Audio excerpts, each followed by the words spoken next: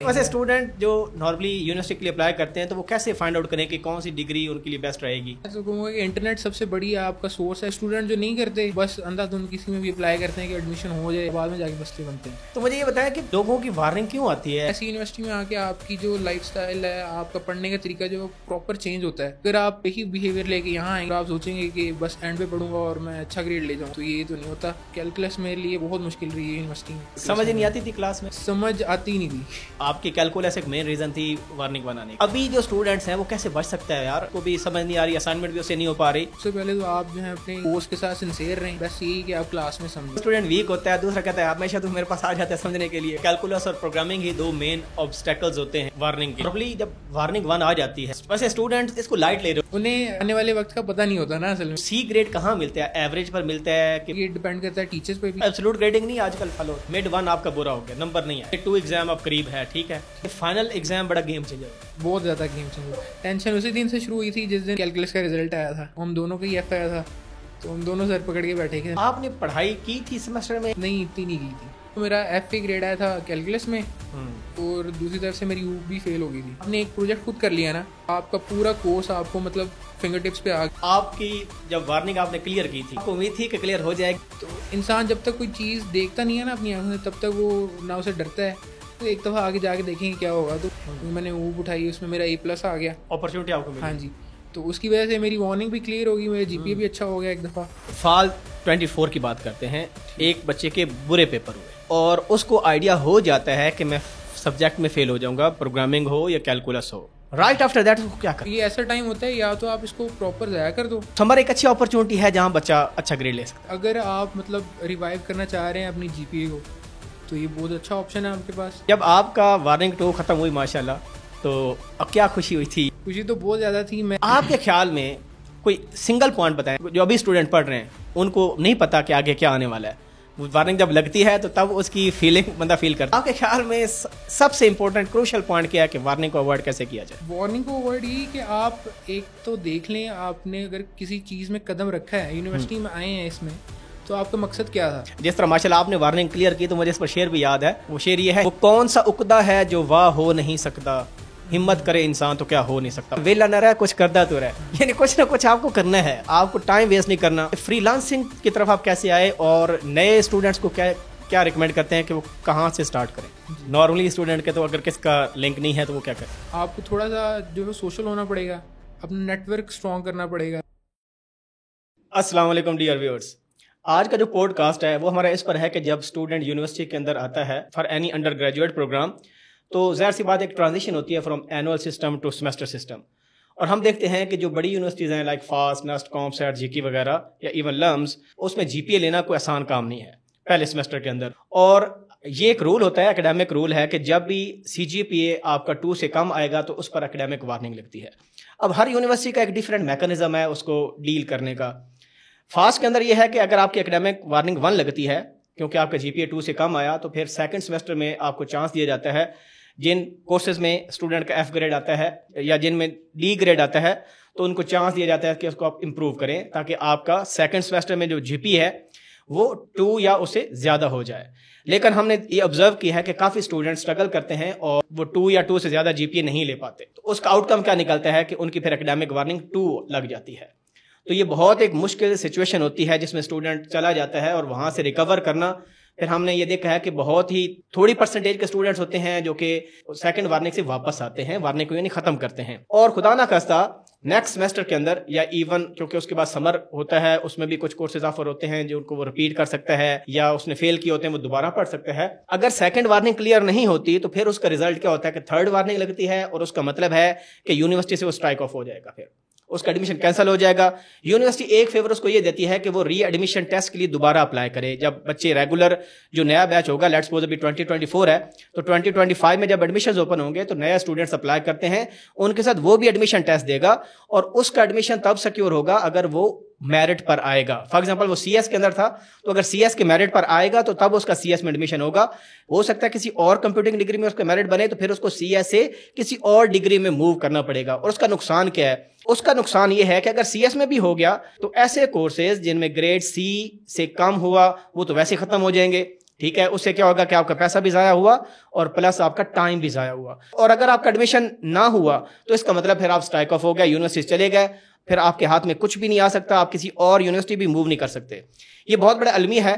तो आज के इस पॉडकास्ट में हम ये डिस्कस करेंगे कि भाई स्टूडेंट्स ऐसी सिचुएशन में क्यों जाता है, वो क्या मिस्टेक्स करता है और उन मिस्टेक्स को कैसे ओवरकम किया जाता है। फॉर एग्जाम्पल, अगर फर्स्ट वार्निंग आ भी जाती है आपकी, तो सेकंड वार्निंग में उसने इसको ओवरकम कैसे करना है, कैसे रिमूव करनी है वार्निंग। तो आज का ये पॉडकास्ट बहुत इंपॉर्टेंट है उन स्टूडेंट्स के लिए जो ये फील कर रहे हैं कि हम स्ट्रगल कर रहे हैं ड्यूरिंग द सेमेस्टर सिस्टम, या इवन जिन लोगों ने ज्वाइन भी करना है किसी भी यूनिवर्सिटी को, तो ये पॉडकास्ट उनके लिए बहुत मुफीद साबित होगा। इसमें मैंने इनवाइट किया है एक ऐसे गेस्ट को जो कि इस फेज से ऑलरेडी गुजर चुके हैं और उन्होंने ना सिर्फ इसको ओवरकम किया बल्कि माशाल्लाह बहुत अच्छा CGPA मेंटेन भी कर रहे हैं। तो उनसे हम जानेंगे कि क्या रीजंस हैं, क्यों लोगों की वार्निंग आती है, वो इसको कैसे ओवरकम कर सकते हैं, कैसे रोक सकते हैं कि वार्निंग ना आए, वो कौन से स्टेप्स आपको लेने हैं। और प्लस साथ साथ जो हमारे गेस्ट हैं इनका नाम अली अहमद है और ये माशाल्लाह फ्रीलांसिंग भी कर रहे हैं और ऑनलाइन एक सॉफ्टवेयर हाउस भी इन्होंने ज्वाइन किया हुआ है। तो अली भाई CS बैच 21 के स्टूडेंट हैं, फास्ट इस्लामाबाद कैंपस में पढ़ते हैं और अब देखिए ना सिर्फ ये मेंटेन कर रहे हैं अपना GPA बल्कि अपना टाइम जो है फ्रीलांसिंग में भी स्पेंड कर रहे हैं। तो इनसे जानेंगे कि किस तरह इन्होंने मैनेज किया इस सारे प्रोसेस को। तो लेट्स बिगिन। अस्सलाम वालेकुम अली अहमद भाई, कैसे हैं आप? वालेकुम सलाम जी, अल्हम्दुलिल्लाह। मैं आपको बहुत मशकूर हूँ यार, आपने इतना कीमती वक्त निकाला अपना और टाइम दिया। ये हमने आपको बुलाने का प्योर मकसद ये है कि आप एज अ मोटिवेशन बने उन स्टूडेंट्स के लिए जो स्ट्रगल करते हैं इन स्टडीज़ के अंदर, जब यूनिवर्सिटी के अंदर आते हैं। फास्ट में आपको पता है वार्निंग आ जाना नॉर्मली कॉमन सी बात है, लेकिन जब वार्निंग किसी स्टूडेंट की आती है वो किस सिचुएशन से गुजरता है आपको पता है, बड़ी डिप्रेशन हो जाती है। तो इसलिए आपको बुलाया, आपको मदऊ किया और आपने एक्सेप्ट की मेरी दावत, तो मैं इसके लिए आपको बहुत ममनून मुतशक्कर हूँ। तो सबसे पहले अली भाई मुझे बताएं कि आपका बैकग्राउंड क्या था, FSC की थी आपने या क्या किया था? जी मैंने FSC की। FSC किस में की थी आपने? FSC मैंने की थी प्री मेडिकल। अच्छा। तो वो 2020 में मेरी कवर हो गई थी। ठीक है। उसके बाद मेरा एक गैप ईयर था। मेरा कभी कोई ये नहीं था CS में आने का। उससे पहले मैं जो था मेडिकल का स्टूडेंट था। घर वाले भी यही कहते थे कि आप जो हैं वो डॉक्टर ही बनेंगे। उसके लिए मैंने 2 MD-CAT दिए हैं। अच्छा। एक आर्मी का MD-CAT दिया हुआ है और एक PMDC होती थी उस वक्त, उसका MD-CAT दिया हुआ है। अनफॉर्चुनेटली उसमें नहीं हो सका। तब भी मेरा कोई ये नहीं था CS में आने का ना। तब मैंने आर्मी ज्वाइन करने का सोचा। आर्मी में मैंने PMA लॉन्ग कोर्स दिया, कराची गया उसके लिए अकेला। पहला सफ़र था मेरा ज़िंदगी में ना, अकेले। सही है। तो उधर मेरा SSB का एग्ज़ाम हुआ 5 दिन के लिए। तो उधर भी नहीं हो सका। मेरा काफ़ी ज़्यादा हेल्दी होता था तब आप फर्स्ट सेमेस्टर में पढ़ रहे थे जब आप? नहीं, वो मेरा गैप ईयर चल रहा था। अच्छा, गैप ईयर। ये सारी चीज़ें मेरी गैप ईयर में हो रही थी। तो उसके बाद वो नहीं हो सका। तो मैं 2-3 महीने रहा। मेरे सारे जो दोस्त थे वो सारे 2 तो फास्ट में आ गए थे, एक कॉमसेट्स में चले गए थे। तो मैं काफ़ी ना उस वक्त भी डिप्रेशन रहता था कि मैं क्या करूँगा, मेरा नहीं हो रहा, MD-CAT में भी नहीं हो रहा। तो मेरे मामू थे, मेरे कुछ दोस्त थे जो पहले फास्ट में पढ़ रहे थे। अच्छा। मेरे मामू सॉफ्टवेयर हाउस में हैं। तो उन्होंने मुझे गाइड किया कि आप जो हैं अगर आपका नहीं ज़ेन बन रहा, MD-CAT में नहीं हो रहा, तो आप एक दफ़ा जो है 1-2 महीने घर ट्राई करें। अगर आपको प्रोग्रामिंग में समझ आ रही है, अगर आपका दिल लग रहा है, तो अगर आप कर सकते हैं तो 2 महीने जो है इसको दें। तो उसके लिए मैंने देखा। शुरू में मैं HTML CSS करके बड़ा खुश होता था घर में ना, जो मैं नई सीखी। तो मुझे लगा कि ये हो जाएगा ना, तो मैंने अप्लाई करना शुरू किया। ITU में किया, फास्ट में किया, उसके बाद मैंने GK में किया था। तो फास्ट का ये होता है कि फास्ट का सबसे पहले एग्ज़ाम हो जाते हैं, सबसे पहले रिज़ल्ट आ जाता है इसका। तो इसमें मेरा हो गया था। मैंने इसका एग्ज़ाम दिया। इससे पहले ही मेरा 1 दिन पहले इसका नर्स का एग्ज़ाम था, NET। उसका रिज़ल्ट बाद में आया था। तब तक जो है वो मैंने ना फास्ट में एडमिशन ले लिया था। तो ऐसे मैं जो है फास्ट तक पहुंचा हूँ। अच्छा अली भाई, आपका CS का माइंड ही क्यों बना? आप DVM लोग करते हैं या कुछ और नर्सिंग वगैरह के कोर्सेज भी होते हैं, ज़रूरी नहीं कि आप प्री मेडिकल के बाद आपने MBBS ही करना है, काफ़ी ज़्यादा फील्ड होती हैं जिसमें आप जा सकते हैं। तो CS का और फास्ट के और यूनिवर्सिटी थी, तो तब आपने क्या एडिशनल मैथ कर ली थी या क्या प्रोसेस था? नहीं, एडिशनल मैथ तो मुझे पता ही नहीं था कि फास्ट में आने के लिए जो है वो एडिशनल मैथ भी देना पड़ता है। मैं काफ़ी जो है वो नॉन सीरियस कह लें आप, जो था मतलब एवरेज स्टूडेंट होता था, बैक बेंचर, मतलब घूमना फिरना चलता था। तो मैंने कभी इस पर इतना ध्यान नहीं दिया ना कि एडिशनल मैथ भी देना पड़ेगा ये वो। ये तो फास्ट ने आगे जब थोड़ा सा टेंशन दी है तब मैंने सोचा कि अब तो कुछ करना पड़ेगा ना, तब मैंने अप्लाई किया था एडिशनल मैथ। तो आपने फिर कंबाइंड पेपर दिया होगा एडिशनल मैथ का? जी, कंबाइंड पेपर। तो इसका मतलब है कि ये रूल एक तो है कि फास्ट में एडमिशन सिक्योर करने के लिए प्री मेडिकल बैकग्राउंड वालों को पहले एडिशनल मैथ पास करना पड़ेगा, या उसके रिजल्ट अवेटिंग स्टूडेंट्स हों तब वो फास्ट में आ सकते हैं। अभी तो शायद इस वक्त की जो 24 बैच की पॉलिसी है उसमें तो शायद ये ख़त्म कर रहे हैं, मुझे लग रहा है कि वो नहीं इस साल था। अच्छा लेकिन अगले साल को नहीं पता। HEC कह रही है कि भाई आप टेस्ट के लिए अलाउ करें, लेकिन so for this year at least के एडिशनल मैथ उन्होंने कहा है कि वो पास होनी चाहिए। अच्छा, फास्ट में जब आप आ गया तो आपका एडमिशन कहीं और भी हुआ था उसके साथ पैरेलल में? ये कह रहा हूँ कि मेरा जो फास्ट जो है वो ये करती है, सबसे पहले टेस्ट ले लेती है और सबसे पहले रिजल्ट भी जो है ना वो अनाउंस कर देती है। मेरा ITU का लेटर आया हुआ था टेस्ट देने के लिए, कॉमसेट्स का आया हुआ था, तो घर वाले कहते बस अब वो भी 1 साल हो गया था, वो कहते थे अब कहीं ना कहीं इसका एडमिशन हो जाए।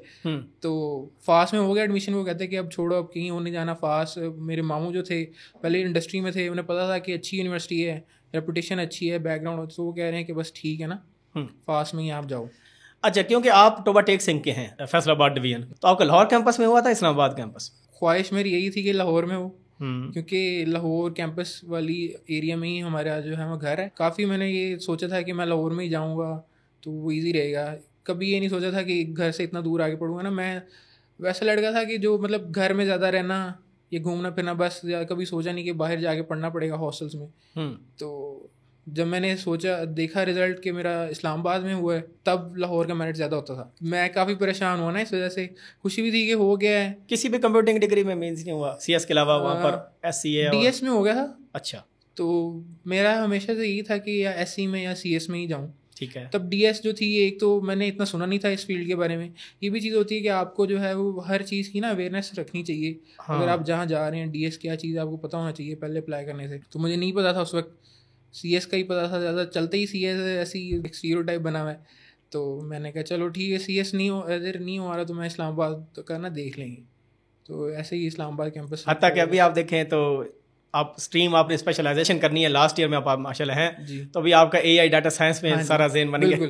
तब आपको पता नहीं था? तब पता नहीं। वैसे स्टूडेंट जो नॉर्मली यूनिवर्सिटी के लिए अप्लाई करते हैं तो वो कैसे फाइंड आउट करें कि कौन सी डिग्री उनके लिए बेस्ट रहेगी? मैं ये कहूँगा कि जब आप जो है अपनी सेकेंड ईयर से या EO लेवल से फारिग हो जाते हैं, एटलीस्ट अपने आप को 1 महीना दें जिसमें आप हर डिग्री को एक दफ़ा जाँचें, उसमें देखें कि ये डिग्री क्या है, इसमें क्या क्या से कोर्स आउटलाइंस है इसकी, आगे आने वाले कुछ सालों में इसका स्कोप कैसा होगा।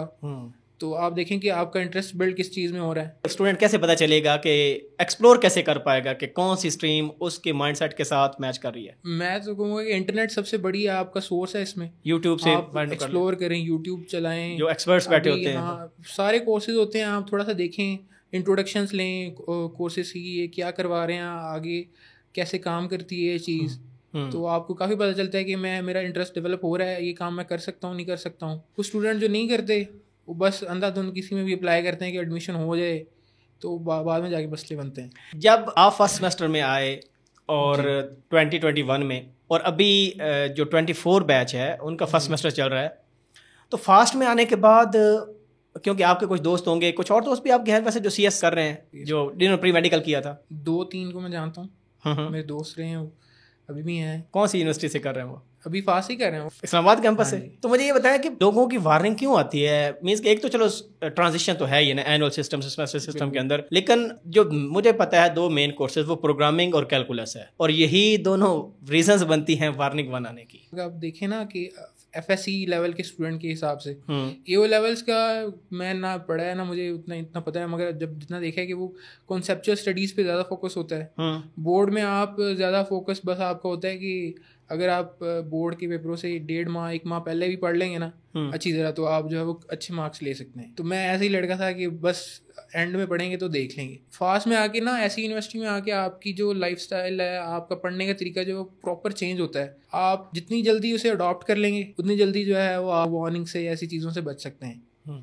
तो मैं जो था वो एंड पे पढ़ने वाला बच्चा था, मगर जो सेमेस्टर सिस्टम होता है इसमें आपके क्विज भी काउंट हो रहे हैं, आपकी असाइनमेंट्स भी काउंट हो रही हैं, आपकी सेशनल्स, मतलब हर चीज़ जो है एट द एंड आपके फाइनल पे इफेक्ट डाल रही है। अगर आप शुरू वही बिहेवियर लेके यहाँ आएंगे यूनिवर्सिटी में और आप सोचेंगे कि बस एंड पे पढ़ूंगा और मैं अच्छा ग्रेड ले जाऊंगा, तो ये तो नहीं होता।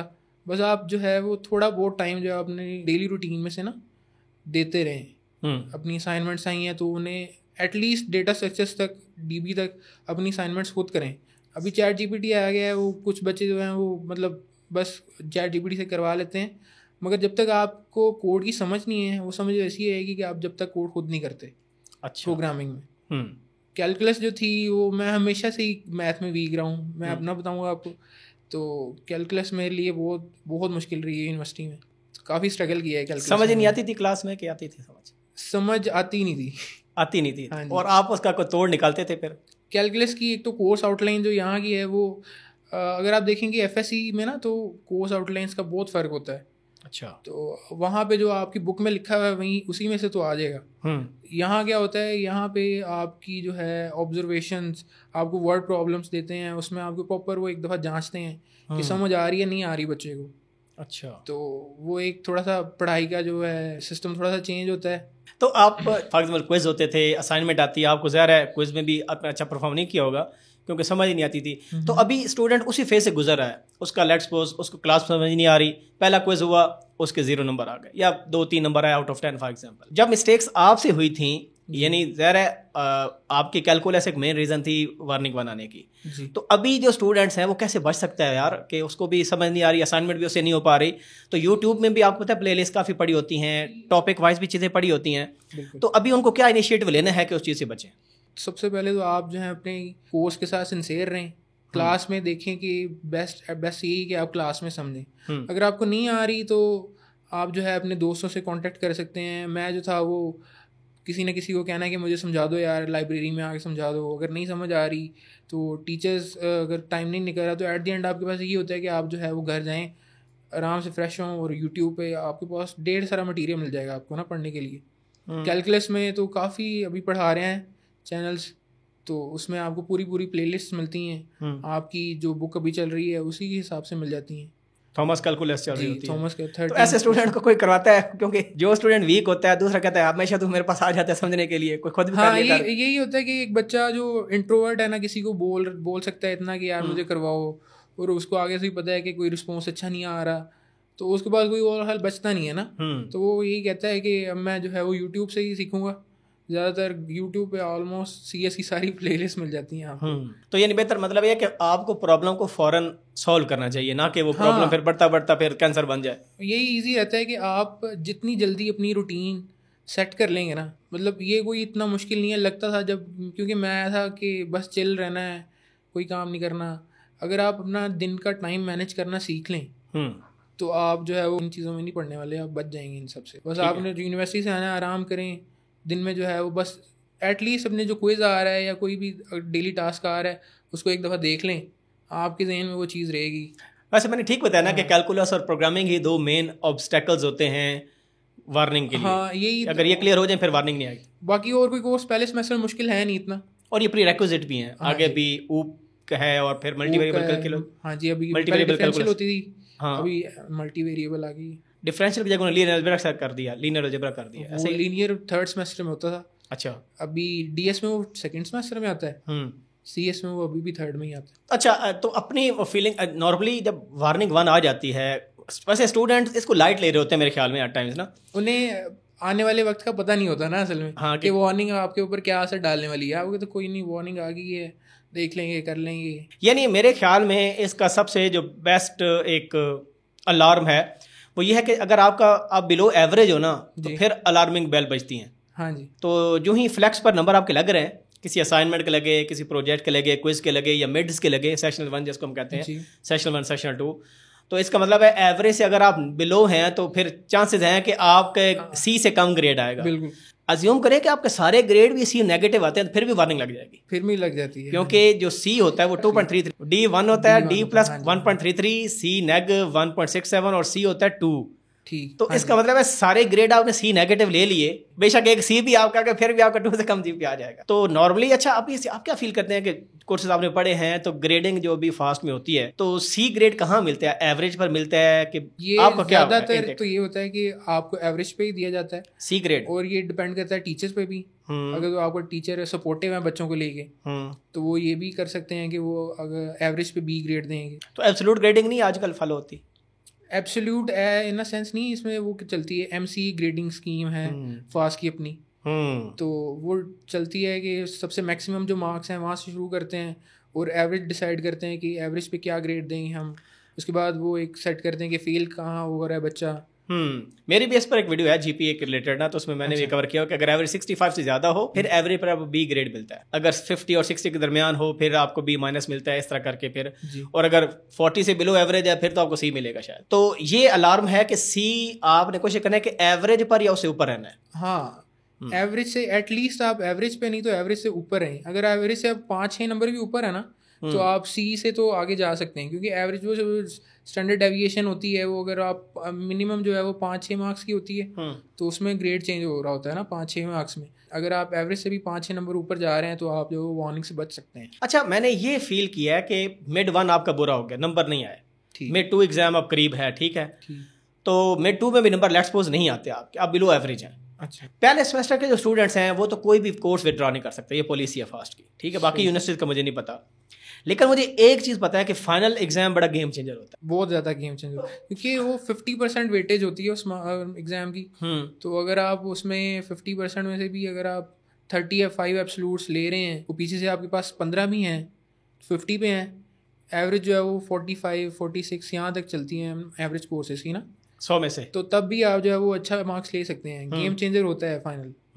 तो फाइनल में ज्यादा मिड 2 के बाद वाला सिलेबस आ रहा होता है। ये डिपेंड करता है आपकी फैकल्टी व टीचर कैसा पेपर बना रहे हैं, क्योंकि वो रोटेशनल चेकिंग होती है और रोटेशनली पेपर बनते हैं।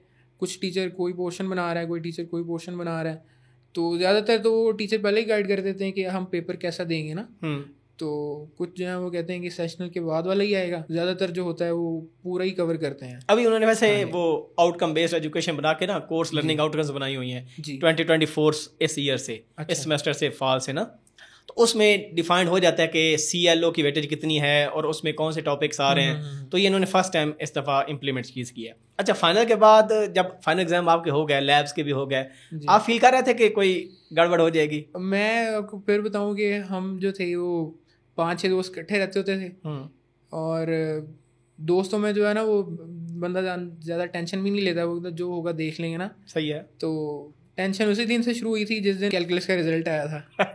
और जिस दिन ग्रेड लगे थे तो मैं और मेरा एक दोस्त था, हम दोनों का ही F आया था, तो हम दोनों सर पकड़ के बैठे थे ना।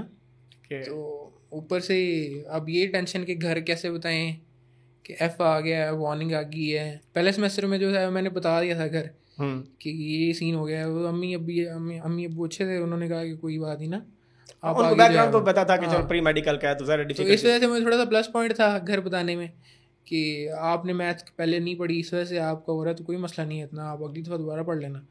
इस वजह से मेरी थोड़ी सी बचत हो गई थी।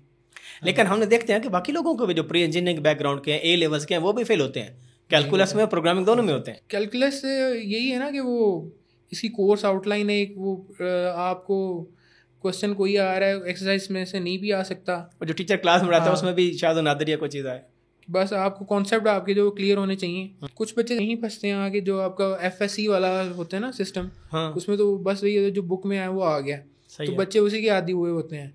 इस वजह से वो यहाँ आके काफ़ी मुश्किल होती है उन्हें। AO लेवल्स वाले जो हैं वो और चीज़ें हो सकती हैं, अगर वो अपनी असाइनमेंट क्विज़ेस नहीं कर रहे, या यूनिवर्सिटी में आके उनका लाइफस्टाइल थोड़ा सा ऐसा हो गया है कि वो फोकस नहीं कर पा रहे अपनी स्टडीज़ पे, तब भी वो हो सकता है ये काम।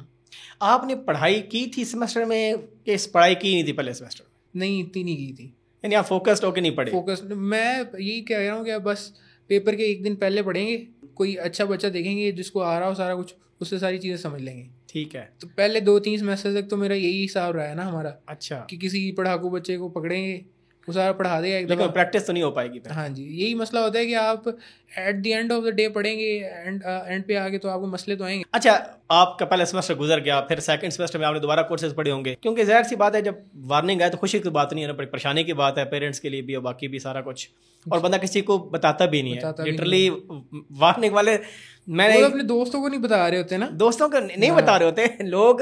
अभी मैंने एक स्टूडेंट को मुझे पता चला कि उसकी वार्निंग 2 थी, तो मैंने उससे पूछा कि भाई आपको पॉडकास्ट में बुलाते हैं। अच्छा, तो मैं फील कर रहा था कि उसकी ख़त्म होगी वार्निंग 2 ना। कहते सर वार्निंग 2 मेरी थी पहले, ख़त्म भी हो गई थी, लेकिन दोबारा वार्निंग 1 आ गई। अच्छा, तो ये नहीं कितना ही एक अजीब एक सिस्टम होता है कि अप्स एंड डाउन्स हैं। मीन्स कि आप माशाल्लाह आप इस काम में सक्सेसफुल हैं, वार्निंग 2 भी आई, उसके बाद आपने उसको रिमूव कर दिया, यानी ये भी गेम चेंजर है बेसिकली। उसके बाद माशाल्लाह अभी तक आप सर्वाइव कर रहे हैं, GPA भी मेंटेन कर रहे हैं, ये अच्छी बात है। तो वार्निंग 2 जब सेकंड सेमेस्टर में आप थे तो तब आपकी रूटीन चेंज नहीं हुई? तब भी वो इतना फ़र्क नहीं पड़ा एज इन। अच्छा। तब जो था मेरा सिर्फ कैलकुलस का इशू था, मैंने कहा था चलो कोई नहीं, कैलकुलस है वो दोबारा पढ़ेंगे हो जाएगा। तो दूसरे सेमेस्टर में जो था, एक तो ये बड़ा सीन होता है कि FSCs में आया था कॉलेज से, तो उसमें अटेंडेंस का तो कोई इशू होता ही नहीं था। ठीक है, तो आप आ रहे हैं जा रहे हैं, कोई इतना इशू नहीं है, बस दिल किया तो चले गए। और दूसरे में तो शायद वो रमज़ान चल रहा था ना, तो बस रोज़ा रखा, तो आगे दिल नहीं है तो नहीं जाते ना। दूसरे सेमेस्टर में मेरा FA ग्रेड हो गया कैलकुलस में, अटेंडेंस की वजह से फेल ड्यू टू अटेंडेंस। हाँ जी, तो ये बड़ी एक चीज़ है कि आप अटेंडेंस अपनी मेंटेन रखें। यूनिवर्सिटी इस चीज़ पे बड़ा फोकस करती है, बड़ा एम्फसाइज करती है कि जो है आप अपनी अटेंडेंस जो है वो मेंटेन रखें। तो ये चीज़ मुझे उसके बाद समझ आई थी जब मेरा एक FA ग्रेड लगा था ना। बस ये है कि अटेंडेंस भी एक चीज़ होती है कि 80% आप। हाँ जी। अनफॉर्चुनेटली ज़्यादा वार्निंग 2 से आप गुजरे, तो वो ज़्यादा टेंशन वाला टाइम होता है स्टूडेंट, ज़्यादा टेंशन वाला टाइम था, क्योंकि दूसरे में एक तो मेरा FA ग्रेड आया था कैलकुलस में, और दूसरी तरफ से मेरी ऊप भी फेल हो गई थी। हालांकि मेरी PF पास थी, पीछे ऊप फेल हो गई थी। ऊप में ये था कि प्रोजेक्ट में काफ़ी मेरा ना मसला हुआ था, तो मैं तकरीबन 4-5 एब्सोल्यूट से फेल हो गया था। अच्छा। प्रोजेक्ट जो था, एक तो हमने शुरू लेट किया, उस वक्त ना तो ये ChatGPT वगैरह कुछ नहीं होता था, जो करना था खुद ही करना, बस 2-3 दिन लगे रहे। तब भी जो है ना वो 15 एब्सोल्यूट का था आई थिंक, मगर उसमें से भी 5 मेरे आए थे एब्सोल्यूट ना। प्रोजेक्ट मेरा गंदा गया। तो अगर आप प्रोजेक्ट में भी अच्छे मार्क्स ले रहे हैं ना, तब भी आपको बड़ा फायदा हो जाता है। एक फाइनल और एक प्रोजेक्ट आप एक मिड के बराबर नंबर है, उससे ज्यादा नंबर है। मिड के 10 होते हैं या 15-12 होते हैं। और कोई इतना मुश्किल नहीं है कि आपको पढ़ना पड़ेगा बहुत सारा, आपको जो सीखा है पूरे सेमेस्टर में वही इम्प्लीमेंट करना है। तो ये काफ़ी अच्छी चीज़ होती है कि प्रोजेक्ट एक तो बंदे को सिखा के बहुत कुछ जाता है। सही है। आपने एक प्रोजेक्ट खुद कर लिया ना, तो आपका पूरा कोर्स आपको मतलब फिंगर टिप्स पे आ गया है। उसमें सारे कॉन्सेप्ट्स, अगर आप ऊप कर रहे हैं तो ऊप के सारे मेन कॉन्सेप्ट्स जो 4 पिलर्स हैं वो सारे उनमें यूज़ हो रहे होते हैं। डेटा स्ट्रक्चर्स में सारे डेटा स्ट्रक्चर्स का काम हो रहा होता है। PF में भी वो प्रोजेक्ट ऐसे देते हैं कि थोड़ा सा बंदा खुद एफर्ट करे। अगर आप किसी ऐसे बैकग्राउंड से भी आए हैं, जैसे FSC हो गया, रट्टा वाला कोई बच्चा भी है, उस पर भी वो डेडलाइन का जोर ऐसा होता है कि वो उसे करना पड़ता है खुद। अगर वो नहीं करता तो या तो वो फेल होगा। फास्ट का ये है कि ये आपको इतना तंग करती है एक दफ़ा कि आप जो हैं वो काम करने पे मजबूर हो जाते हैं। तो आप में ये एक आदत भी आ जाती है कि आपको जो है ना खुद इंटरनेट एक्सप्लोर करना, खुद चीज़ें सीखना, ये आदत बहुत अच्छी आदत है। तो मुझे यहाँ आके लगी है। डेडलाइंस आ रही हैं, आपको करना ही पड़ेगा, कोई और नहीं आपको बताने वाला। तो ये बहुत अच्छी चीज़ है। वंस आपकी जब वार्निंग आपने क्लियर की थी, तो तब आपको उम्मीद थी कि क्लियर हो जाएगी, कि क्योंकि आप पूरा आप ना वो बॉर्डर पर थे ना, वो लिविंग ऑन द एज वाली चीज़ थी कि या आर या पार वाली सिचुएशन थी, क्योंकि वार्निंग 3rd अगर आ गई तो फिर फारिग समझो, या रीएडमिशन टेस्ट देंगे तो उसमें बड़ा टाइम वेस्ट होता है। तो तब आपने क्या पॉजिटिव माइंडसेट के साथ आपने अप्रोच किया था? वो ऐसा था कि सेकंड सेमेस्टर में जब मेरी वार्निंग 2 आई, 1.92 GPA था मेरा। तो इंसान जब तक कोई चीज़ देखता नहीं है ना अपनी आंखों से, तब तक वो ना उसे डरता है। तो एक दफ़ा आगे जाके देखेंगे क्या होगा। तो मुझे इतना ज़्यादा डर नहीं था कि वार्निंग 3 आएगी या कुछ, मगर मेरा समर आ रहा था। समर बड़ी अच्छी चीज़ थी मेरे लिए, मैंने ऊप उठाई, उसमें मेरा A+ आ गया, अपॉर्चुनिटी आपको मिली। हाँ जी। तो उसकी वजह से मेरी वार्निंग भी क्लियर होगी, मेरा GPA भी अच्छा हो गया। एक दफ़ा 2.5 तक मैं चला गया था ना। अच्छा। कैलकुलस थी, ऊप थी, तो इससे मुझे काफ़ी फ़ायदा हुआ था। काफ़ी बच्चे ऐसे देखे हैं जो 3rd वार्निंग पे आते हैं, तब मुझे समझ आई थी कि चीज़ है, मतलब थोड़ा सा केयरफुल रहना चाहिए। अच्छा अली भाई, मुझे ये बताएं कि फाल 24 की बात करते हैं, एक बच्चे के बुरे पेपर हुए और उसको आइडिया हो जाता है कि मैं सब्जेक्ट में फेल हो जाऊंगा, प्रोग्रामिंग हो या कैलकुलस हो। राइट आफ्टर दैट उसको क्या करना चाहिए? अगर तो उसे लग रहा है कि वो मतलब उसका पेपर अच्छा नहीं हुआ, उसके पास फाइनल के पहले वाले मार्क्स उसे शो हो रहे होंगे, उसे लग रहा होगा कि अगर वो पास नहीं हो रहा, अगर वो चाह रहा है कि वो इम्प्रूव करे, तो उसे चाहिए कि वो 15 दिन जो है वो ज़ाया ना करे अपने। अगर उसको 2 वीक की छुट्टियां आ रही हैं, तो ये ऐसा टाइम होता है, या तो आप इसको प्रॉपर ज़ाया कर दो, या तो आपके पास फ्री हो, आपके पास कोई करने के लिए काम नहीं है, आप फुल टाइम दे सकते हो अपनी ना स्टडीज़ को।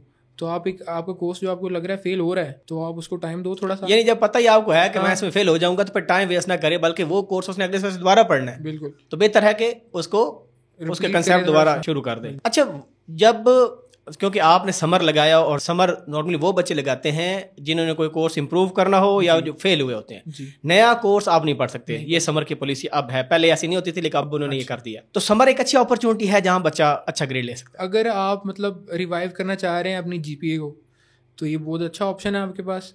अब आपके पास दो ऑप्शन होते हैं, अगर आप अपना या तो आप जीपीए अपना देख लो, या आप कोई इस टाइम को अच्छी तरह यूटिलाइज करो, कोई नई स्किल सीखो, कोई इंटर्नशिप वगैरह करो, क्योंकि ये आपके पास डिग्री में 2 दफ़ा टाइम आएगा, 3 दफ़ा आएगा समर, ठीक है। या तो आप इसको अपने जीपीए रिवाइव करते रहो, ठीक है, तो 4 साल बाद आपके पास जो है वो वही होगा जो आपने पढ़ा हुआ है, कोई स्किल इतनी अच्छी खासी नहीं होगी। या तो आप जो है वो इंटर्नशिप्स करें, नए नए सॉफ्टवेयर हाउसेज में जाएं, सीखें कि क्या चल रहा है इंडस्ट्री में, क्या होने वाला है। तो उस चीज़ अगर आप 2 महीने लगा लिए तो आपका एक दफ़ा माइंडसेट पूरा चेंज हो जाएगा कि मैंने अगले आने वाले टाइम में क्या करना है। या तो मैंने अब अगले सेमेस्टर भी समर ही लगाना है अगले साल, या मैंने गोल सेट किया है कि अगले साल तक मैंने ये वाला स्टैक या ये वाली स्किल जो है वो सीख के जानी है। आइडियल टाइम ये होता है कि जो अगर वार्निंग वाला सिचुएशन हो तो पहला समर उसको क्लियर करने लगा दें, और उसके बाद फिर आप अपनी स्किल सेट को इम्प्रूव करें, ये बेस्ट होता है। इसके बाद अगर हम बात करें, जब आपका वार्निंग टू खत्म हुई माशाल्लाह, तो अब क्या खुशी हुई थी, रिएक्शन क्या था? खुशी तो बहुत ज़्यादा थी। मैं और मेरा दोस्त जो थे, मैंने सुना था कि फैसलाबाद जो है वो ग्रेडिंग के मामले में जो है वो थोड़ी सी लीनियंट है, तो इसी वजह से मेरे घर के भी करीब थी, तो इसी वजह से मैंने फिर चूज़ किया कि मैं ना फैसलाबाद में ही लगाऊंगा समर। तो उसमें माशाल्लाह मैंने वो पढ़ी, वो में मेरा अच्छा ग्रेड आ गया, A+ आ गया था। अच्छा। तो मेरा जीपीए काफ़ी अच्छा हो गया था, मैं इस चीज़ से टेंशन फ्री था। तो आगे ही उसके बाद ही पढ़ाई शुरू होगी, तो टाइम मिला नहीं ना ज़्यादा सोचने का क्या करना है आगे क्या नहीं करना, बस जहाँ यूनिवर्सिटी लेके जा रही थी वहीं साथ साथ चलते गए। और उसके बाद अगला समर भी लगाया मैंने। उसकी वजह क्या थी? अगला समर कैलकुलस मैंने फिर छोड़ दी थी ना। अच्छा। फिर मैंने कहा कि मैं समर में ही पढ़ूंगा। लेकिन वार्निंग आपकी तो नहीं थी ना? फिर वार्निंग नहीं थी, तो कोर्स का क्लियर भी तो करना था। मैंने फिर इस्लामाबाद में समर लगाया, तो अल्हम्दुलिल्लाह वो भी क्लियर होगी उसमें। तो मगर ये नुकसान हुआ कि मेरा जो थे वो 2 समर वो इसी वजह से ही ज़ाया हो गए। मेरे पास ऐसा टाइम 2 माह जो बिल्कुल फ्री हुआ, आप 2.5 महीने होते हैं, 2.5 माह आप मतलब आपने कुछ नहीं करना पढ़ाई के रिलेटेड, तो आपके पास 2 ऑप्शन होते हैं, ठीक है। वो मेरे 2 समर यहाँ गुजर गए। तो अभी रिसेंट समर जो था वो बड़ा अच्छा रहा मेरे लिए। अच्छा। मैंने उसमें इंटर्नशिप की सिस्टम्स में। अच्छा। तो इंटर्नशिप करने के बाद उसी 2-3 महीने मतलब अगर आप 2 साल लगा के हो ना यूनिवर्सिटी में, तो आप इतनी जल्दी चीज़ों को पिक करना सीख जाते हो। नई स्किल सीखना आपके लिए बहुत आसान होती है। आप पीछे से C++ के साथ अच्छा रगड़ा लगा के आए हो, तो आप कई नई लैंग्वेज पे शिफ्ट करना, नई स्टैक पे शिफ्ट करना आपके लिए जो बहुत इजी होता है। आप बस सिंटैक्स देखते हो उसका, आप स्विच कर जाते हो। सिस्टम्स में कोई जान पहचान थी? कैसे इंटर्नशिप मिली? सिस्टम्स में ये था कि मेरे मामू जो थे वो पहले काफ़ी वहाँ पे स्क्रम मास्टर रहे हैं। अच्छा। तो उसके बाद जो है उन्होंने अपनी फर्म खोली थी, टेक जनाई सॉफ्टवेयर हाउस लाहौर में उनका। तो उनके थे काफ़ी जानने वाले ना उधर, तो उन्होंने ही मेरी जो है वो इंटर्नशिप वहाँ पे लगवाई। काफ़ी बड़ी कंपनी है और आपका अच्छा एक्सपीरियंस मिल गया आपको। जी। अच्छा, मैं आपको अपना भी साथ थोड़ा एक्सपीरियंस बताता हूँ कि जब मैं प्रोग्रामिंग फंडामेंटल्स पढ़ रहा था पहले सेमेस्टर में, अच्छा, तो मेरा D+ ग्रेड था, यानी सबसे लोएस्ट ग्रेड था मेरे बाकी कंपेयर टू अदर कोर्सेज ना पहले सेमेस्टर में। तो हम भी सुनते थे कि वार्निंग लग जाएगी। मैं थोड़ा सा हार्ड वर्किंग था, यानी कंसेप्चुअल में भी इतना स्ट्रॉन्ग नहीं था तब, हार्ड वर्किंग ज़्यादा था। लेकिन हमें जो टीचर मिला वो USA का पढ़ा था और वो बड़ी बड़ी बातें करता था, हमारे पहले कख नहीं पड़ता था कि क्या लूप्स की कंट्रोल फ्लो स्ट्रक्चर्स, मुझे कुछ नहीं पता था कि एक्चुअली कैसे काम कर रहे हैं। इवन इंक्रीमेंट डिक्रीमेंट जो पोस्ट फिक्स और प्री फिक्स हैं उनका भी मुझे सही क्लियर से नहीं आइडिया था। अच्छा। और तब यूट्यूब भी नया था, तो मुझे भी इतना एक्सप्लोर करना चीज़ें नहीं आती थी, ठीक है। और किसी दोस्त से बंदा कहे कि यार समझा दो, वो कितना कुछ समझा सकता है आपको, आपने खुद प्रैक्टिस करनी है भी पढ़ना है। और ज़हन में आता भी नहीं था कि यार मैं प्रॉपर ये मैं ड्राई रन करके देखूँ या मैं डीबग करके देखूँ, यानी कि जो Visual Studio है उसके अंदर। तो वो मुझे लग रहा था कि मैं फेल हो जाऊंगा, लेकिन अल्लाह की करनी ऐसी, कुछ क्वेश्चन में भी रट्टे वाले आ गए या डेफिनेशन वाले, वो मैंने करके D+ ग्रेड ले लिया। लेकिन मैं ये कह रहा हूँ कि मैंने मेहनत नहीं की थी, क्योंकि असाइनमेंट आती थी मैं नहीं करता था कि मुझे समझ नहीं है मैंने क्या करूं, ये स्टक हो गया था बंदा ना। क्विज होता था वो भी आपका गलत हो रहा है क्योंकि आपने पढ़ा भी नहीं है और आपका दिल भी नहीं करता। सबसे बड़ी रीजन मेरे ख्याल में ये है कि बंदे का दिल ही नहीं करता, जो सब्जेक्ट मुश्किल लगे ना उसको करने को दिल ही आपका नहीं करता। ये सबसे बड़ी हिंड्रेंस होती है, आपके माइंड में बैठ जाता है कि यार इसकी तो मुझे कुछ समझ नहीं आ रही, मैं कैसे करूं। ये मेरे माइंड में था और मैं प्रोग्रामिंग पर टाइम लगाता ही नहीं था। मैं अभी रियलाइज करता हूँ कि अभी लेट्स सपोज मैं तब होता तो मैं तब तक टाइम लगाता जब तक वो चीज़ क्रिस्टल क्लियर ना हो जाती मेरे माइंड। ये होनी चाहिए अप्रोच। जो सब्जेक्ट आपका वीक हो ना उसमें अगर आपने टाइम नहीं लगाया तो समझो वो फिर आप उसको वीकेस्ट करते जा रहे हैं, वो फिर आपके लिए एक लम्हा फिक्रिया बन जाएगा कि बल्कि आपका वीक पॉइंट बन जाएगा। वो कहते हैं ना कि आपके स्ट्रेंथ्स क्या हैं, आपकी वीकनेस क्या है, तो फिर वो वीकनेस में शामिल आ जाती है। तो ये मेरे ख्याल में एक पॉइंट है कि स्टूडेंट को जो चीज़ मुश्किल लगे उसको डिले ना करे कि मैं बाद में करूँगा, इसको देखूंगा, फिर कर लूँगा, पहले ये कर लेता हूँ। तो जो आता है वही करता रहता है, जो नहीं आता उसको छोड़ देता है। तो फिर मैंने भी समर लगाया था, मैंने एक ही समर लगाया था, तो उसमें फिर मैंने चीज़ें काफ़ी बेहतर तरीके से की। लेकिन फिर भी अभी जो रिसोर्सेज अवेलेबल हैं, आपके पास यूट्यूब है, चैट जीपीटी है और बड़े रिसोर्सेज हैं, आप काफ़ी चीज़ें बेहतर कर सकते हैं। बिल्कुल। तो आपके ख्याल में कोई सिंगल पॉइंट बताएं, जो अभी स्टूडेंट पढ़ रहे हैं उनको नहीं पता कि आगे क्या आने वाला है, वार्निंग जब लगती है तो तब उसकी फीलिंग बंदा फील करता है। तो आपके ख्याल में सबसे इंपॉर्टेंट क्रूशियल पॉइंट क्या है कि वार्निंग को अवॉइड कैसे किया जाए? वार्निंग को अवॉइड ये कि आप एक तो देख लें, आपने अगर किसी चीज़ में कदम रखा है, यूनिवर्सिटी में आए हैं इसमें, तो आपका मकसद क्या था। रियलिस्टिक हो के सोचें कि मैं यहाँ क्या करने आया हूँ और मैं क्या कर रहा हूँ। सही। अगर तो मैं अपना टाइम दे रहा हूँ तो अच्छी बात है, ठीक है। अगर आप आ भी गए हैं, आपने पैसे भरे हैं, आपने अपना टाइम लगाया है और आके आप कोई और चीज़ में पड़ जाएं, ठीक है, तो ये समझदारी तो नहीं है। आप अपने आप को कब तक धोखे में रख सकते हैं। तो आप ये सोच के रखें कि मैं किस मकसद से आया हूँ यहाँ पे, ठीक है। आप उसको टाइम दें, उसके बाद आपके पास टाइम बचेगा, आप जो मर्जी कर सकते हैं। सही, आपको लग रहा है अगर मेरी ये चीज़ वीक है, ठीक है, तो आप उस पर टाइम लगाएं। आपको दिल में ये सेटिस्फेक्शन रहेगी कि मैंने जो काम करने आया था उस पर मैंने टाइम लगाया, अब मुझे वो आती है। अगर आपको वही नहीं आती तो आप कहेंगे कि मैं सुकून में हूँ, सेटिस्फेक्शन है मुझे मेंटली भी और फिजिकली भी, तो ये तो नहीं हो सकता ना। तो आप इतनी दूर आए हैं पढ़ने के लिए और आप टाइम नहीं दे रहे। सही बात है। फर्स्ट सेमेस्टर में नहीं समझ आती, मगर जो बच्चा समझ जाता है तो वो बच जाता है। जो कहता है कि चिल करते हैं थोड़ा सा, बाद में देख लेंगे, तो वो थोड़ा सा मसला, बंदा रियलिस्टिक हो गए सोचे एक दफ़ा कि मैं यहाँ क्या करने आया हूँ। मेरे पास एक टिप है कि अगर आपके फर्स्ट सेमेस्टर में वार्निंग ना आई, फिर आप ऑन द सेफ साइड होते हैं। अगर पहले में वार्निंग आ गई, आपको ठुड्डा लग गया, फिर आपने गिरना ही गिरना है। लेकिन अगर आप गिर के संभलेंगे नहीं तो इसका मतलब है आपने वो टाइम ज़ाया किया। क्योंकि ना जिस तरह माशाल्लाह आपने वार्निंग क्लियर की, तो मुझे इस पर शेर भी याद है। वो शेर ये है, वो कौन सा उकदा है जो वाह हो नहीं सकता, हिम्मत करे इंसान तो क्या हो नहीं सकता। उकदा कहते हैं नॉट, जो हम गठ लगाते हैं ना पंजाबी में कहते हैं, उसको खोलने को कहते हैं। यानी अगर आपको मुश्किल है, आपको चैलेंज आया, तो आपने उसको ओवरकम ही नहीं किया, तो फिर आपका फायदा क्या है? अल्लाह ने आपको इतना अकल दिया है और इंसान देखें कितनी तरक्की कर गया है, तो आपसे कोर्स पास नहीं हो रहा, तो इतना आप यानी थोड़ा सा बंदा सोचे कि यार आप सारी एबिलिटीज मौजूद हैं, अल्लाह ने आपको अकल दिया है, तो गलतियों से लाजमी सीखना चाहिए। वो मार्टिन लूथर की एक कहावत भी है ना, अगर आप उड़ नहीं सकते तो आपको दौड़ना चाहिए, अगर आप दौड़ नहीं सकते तो आपको चलना चाहिए, अगर आप चल नहीं सकते तो आपको रेंगना चाहिए। यानी कुछ ना कुछ आपको करते रहना चाहिए, ठीक है ना। वो पंजाबी में कहता है ना, वेला ना रहा कुछ करदा तो रहा। यानी कुछ ना कुछ आपको करना है, आपको टाइम वेस्ट नहीं करना।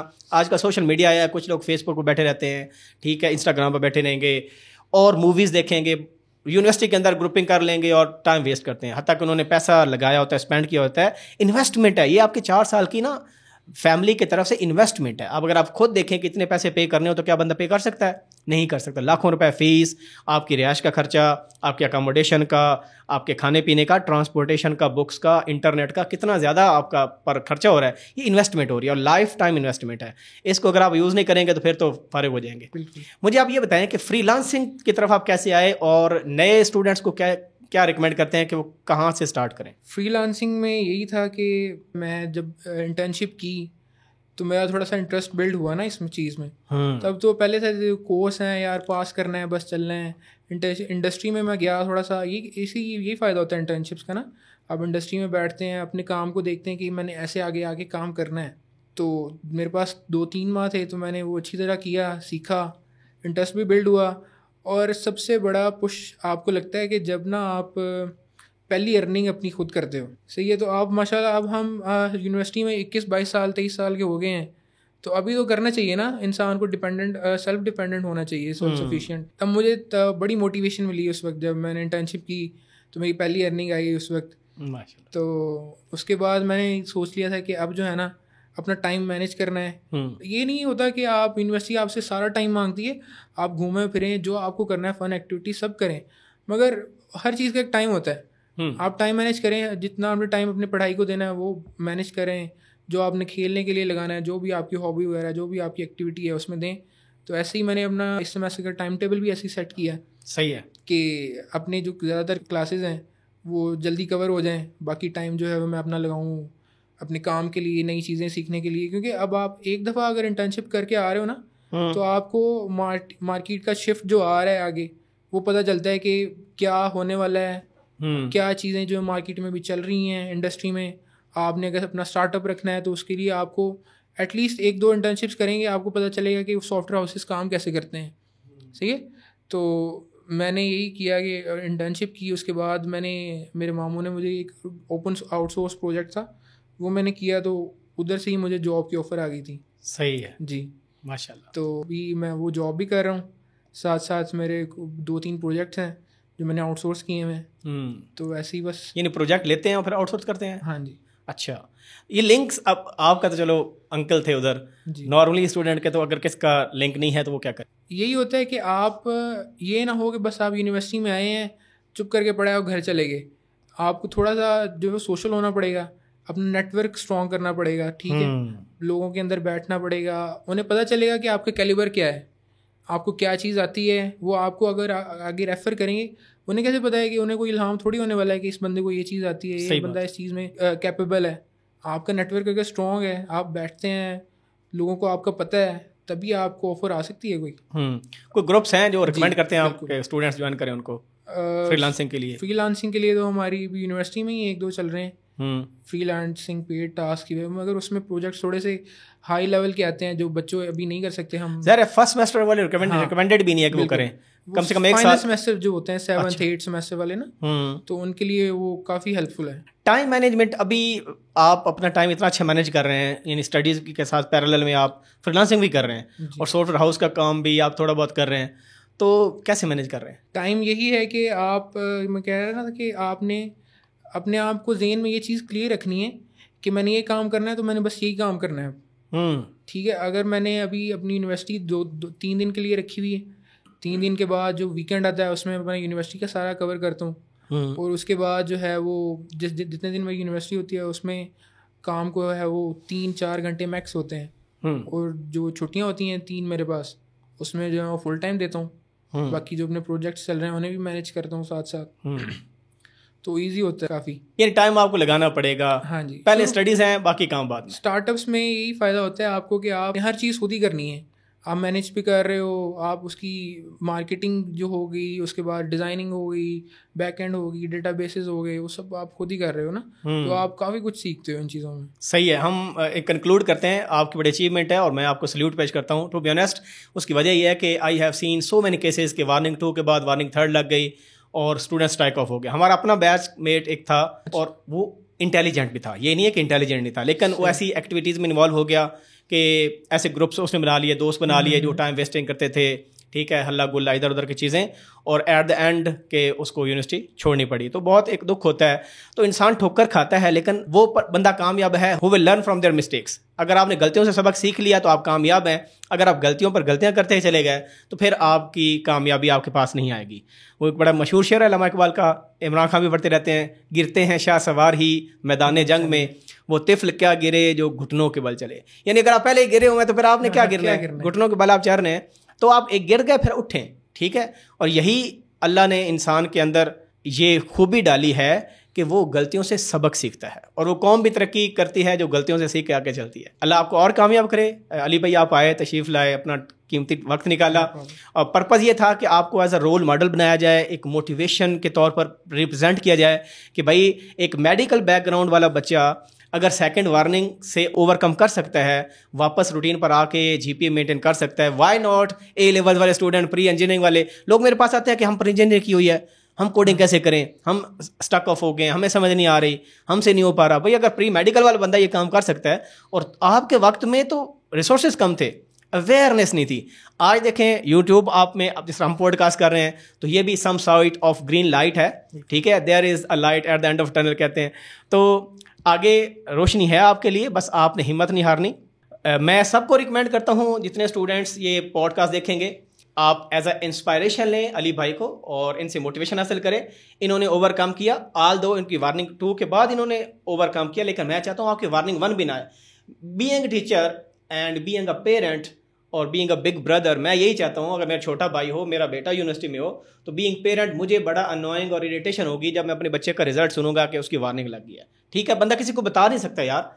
लिटरली आप किसी के बाप से पूछें कि उस पर क्या गुजरती है जब उसको पता चलता है उसके बेटा का F ग्रेड आ गया, ये एक बहुत बड़ा धमाका होता है inside your body and your soul. तो मैं ये सबको मशवरा देता हूँ और मेरी नसीहत है उन तमाम स्टूडेंट्स को जो नहीं पढ़ रहे, ये आप इसमें एक्सक्यूजेस छोड़ दें कि जी टीचर की समझ नहीं आ रही हमें, ठीक है, फलां टीचर की तो पल्ले कुछ नहीं पड़ रहा, हमें समझ नहीं आ रही, हम क्या करें। भाई you have to do, you can do everything, ठीक है। आप देखें चाइना कितनी ग्रोथ कर गया, जापान देखें, बाकी कंट्रीज देखें, लोग प्रोडक्ट्स बना रहे हैं और हमसे कोर्स पास नहीं हो पा रहे। यानी हम एक बनी बनाई चीज़ जो है, बने बनाए कंसेप्ट है, अगर उसको भी नहीं समझ सकते तो फिर हमारे पल्ले क्या रह जाता है पीछे, हम बस दूसरे को ब्लेम करते रह जाएंगे। यूनिवर्सिटी ये भी आपको टेस्ट करती है कि ये बंदा खुद कितना कर सकता है, ठीक है। लाइफ में हर चीज़ यूनिवर्सिटी आपको नहीं सिखाती, कितनी स्किल्स हैं जो कि आपको खुद सीखनी होती हैं और उसके लिए मल्टीपल रिसोर्सेज हैं, ठीक है। You have to rely on them, don't rely totally on your teacher, don't blame him और हर एट ऑल, ठीक है। तो ब्लेम गेम से काम नहीं चलेगा, you have to spend some time. और अली भाई को आप एज रोल मॉडल बनाएं, तो इनके कदमों पर चलें। मैं कहता हूँ वार्निंग भी किसी का ना आए, और मैं कोशिश करता हूँ कि ये वीडियो काफ़ी स्टूडेंट्स को हेल्प भी करेगी इंशाल्लाह। और मैं आपके ब्राइट फ्यूचर का बहुत वेल विशर हूँ और उसके लिए दुआ गो भी हूँ। अपना ख्याल रखें, मिलते हैं नई वीडियो के साथ। अल्लाह हाफिज़।